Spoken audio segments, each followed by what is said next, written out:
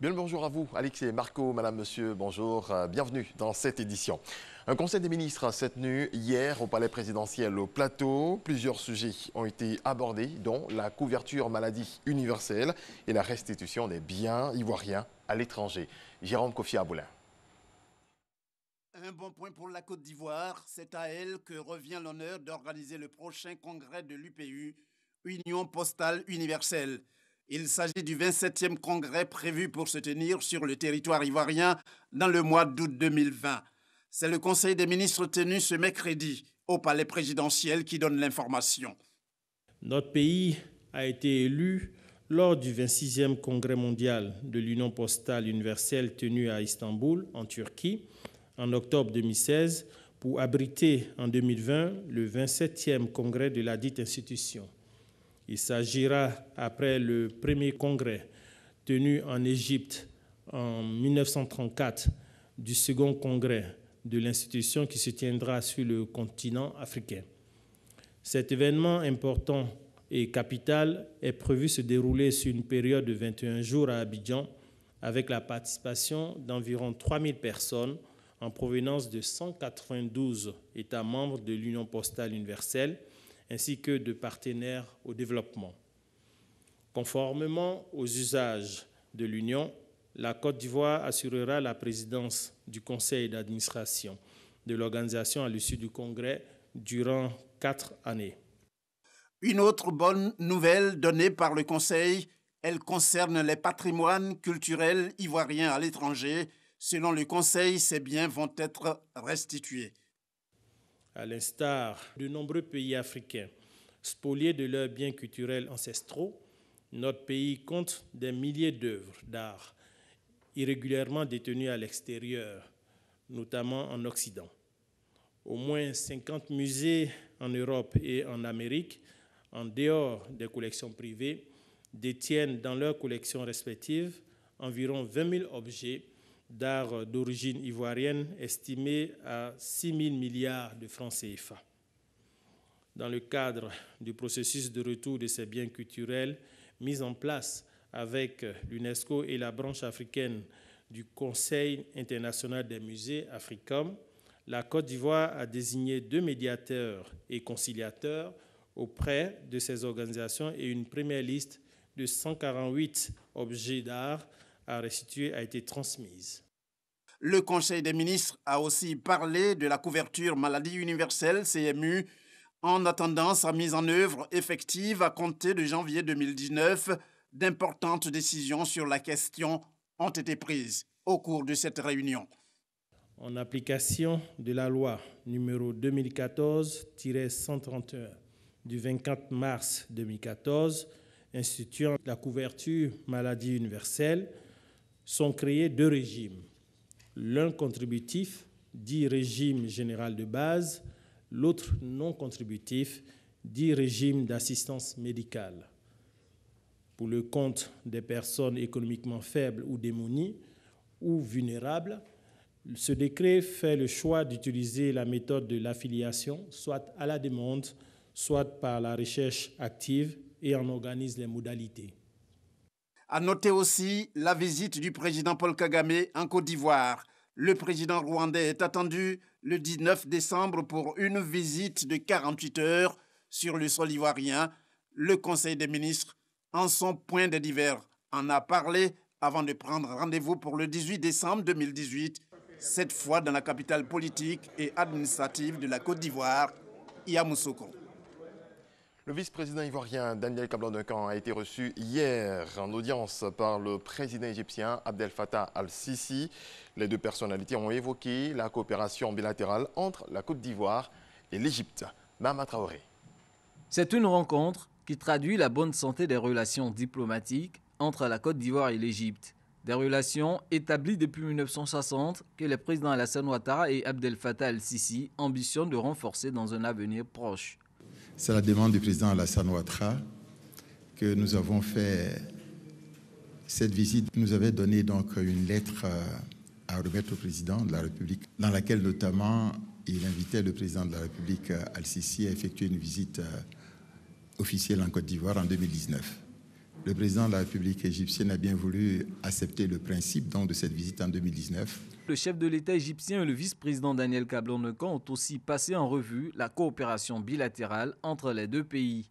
Cette coopération avance déjà de manière positive, notamment dans le domaine de la sécurité et de la défense, puisque l'Égypte a bien voulu former quelques-uns de nos policiers et des gens de la défense ici. Il a été convenu aussi que la commission mixte entre l'Égypte et la Côte d'Ivoire, dont la dernière réunion date de 1998, le président de la République a indiqué que ça fait trop longtemps, il faut que se réunisse le plus rapidement possible. Et nous pensons que cette rencontre doit permettre donc de finaliser un certain nombre d'accords qui sont déjà sur le chantier. Il y a à peu près 16 accords qui sont en cours de travail, qui pourraient donc être finalisés probablement avant la visite du président Al-Sisi. Nous gardons l'espoir d'avoir le président Al-Sisi en Côte d'Ivoire et un renforcement très important de la coopération entre l'Égypte et la Côte d'Ivoire. En 2017, la valeur des échanges de biens et de services entre la Côte d'Ivoire et l'Égypte était de 35 milliards de francs CFA. Le projet de loi pour l'année 2017 de règlement a été adopté hier à l'unanimité par les membres de la Commission des affaires économiques et financières de l'Assemblée nationale, malgré une croissance de 7,7 portée essentiellement par les secteurs tertiaires et secondaires. Les résultats d'exécution de la loi de finances ont enregistré un solde déficitaire de plus de 168 milliards de francs CFA. Lansini Bakayoko. Pour cet exercice de reddition des comptes pour la gestion 2017, le secrétaire d'État en charge du budget et du portefeuille de l'État s'est entouré de l'ensemble des régies financières. Première observation, le gouvernement a dû faire face à un certain nombre de chocs. La nécessité de prendre en compte les effets financiers des mesures prises par le gouvernement en réponse aux revendications intervenues en début d'année, ainsi que l'impact de l'évolution des coûts internationaux du cacao et du pétrole brut sur les projections de recettes fiscales, ont conduit à l'adoption par l'Assemblée nationale de la loi des finances rectificative numéro 2017-807 du 7 décembre 2017, portant budget de l'État pour la gestion 2017. Les ajustements opérés à travers ce collectif budgétaire ont donc ramené le niveau du budget de 6 501 à 6 447 milliards de francs CFA. Deuxième observation, les prévisions de recettes non fiscales ont été revues à la hausse en rapport avec la révision du niveau de paiement attendu des dividendes Petroci, des privatisations et ventes d'actifs. À cela s'ajoutent les appuis additionnels obtenus auprès des partenaires financiers. Du côté des dépenses, le niveau du service de la dette publique a été revu à la hausse, en liaison avec notamment l'appréciation du dollar et la programmation d'un emprunt obligataire sur le marché international non initialement prévu.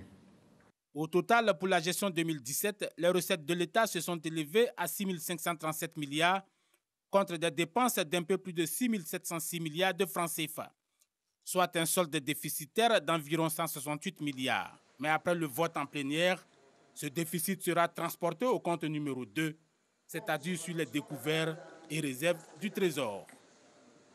On reste à l'hémicycle. La Commission des affaires générales et institutionnelles du Parlement a ratifié l'ordonnance portant amnistie du 6 août dernier.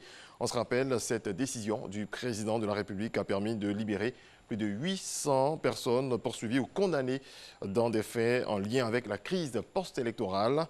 Un autre projet de loi adopté en commission bientôt.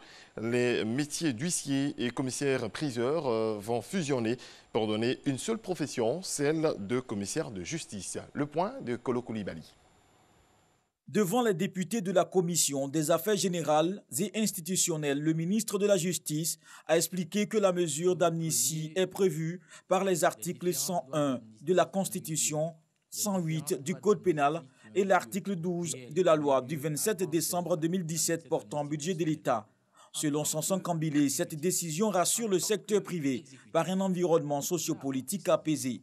La mesure d'amnistie concerne les personnes poursuivies ou condamnées pour les infractions en lien avec la crise post-électorale de 2010 ou des infractions contre la sûreté de l'État commises après le 21 mai 2011, à l'exclusion des personnes en procès devant une juridiction pénale internationale, ainsi que 2 militaires et 2 membres de groupes armés.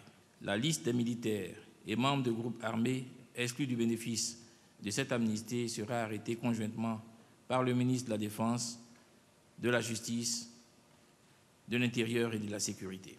Lors du vote en commission, les députés du groupe parlementaire PDCI se sont abstenus. Nous souhaitons qu'en lieu et place des noms qu'on a alignés, qu'on amnistie plutôt les faits et l'ensemble des individus civils comme militaires incriminés recouvreraient la liberté. L'initiative de la loi appartient concurremment au président de la République et aux députés. Si le président de la République a vu la nécessité d'encourager à la réconciliation nationale à travers des actes aussi forts, il appartiendrait pourquoi pas aux députés dans sa même logique à travers des propositions de loi. Il n'y a pas de raison que nous puissions demander tout au président de la République. Bien au contraire, nous devons l'encourager. Si les députés ne bougent pas, pourquoi pas le président de la République pourrait être amené à prendre d'autres mesures visant effectivement à amnistier davantage de personnes. Les métiers d'huissier de justice et commissaire-priseur vont disparaître en remplacement de celui de commissaire de justice. C'est le deuxième projet de loi défendu par le ministre Samson Kambilé. Ce projet de loi et celui portant amnistie passeront en plénière. C'est la fin de ce point de l'actualité. Prochain rendez-vous, 6h30. Et nous